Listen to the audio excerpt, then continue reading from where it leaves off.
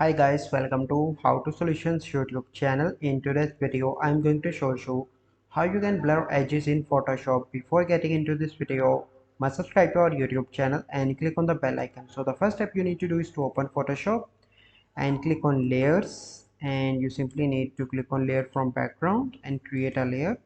Once you complete that step, you simply need to select this rectangle marquee tool. Okay, and then you need to make a rectangle like this. Okay, and then you need to go into the select and click on the option that is inverse.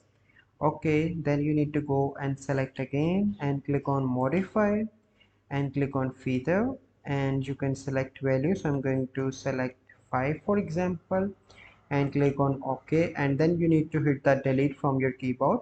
So here you can see that. Click on select again, go into the modify, click on feather, and then you need to click on the value that is 20, click on OK, and hit delete again. So you can see that. So this is a process by which you can blur edges in Photoshop. I hope you find this video helpful. If you find this video helpful, must like this video, subscribe to our YouTube channel for future videos. We'll see you in the next video. Thank you. Have a good day.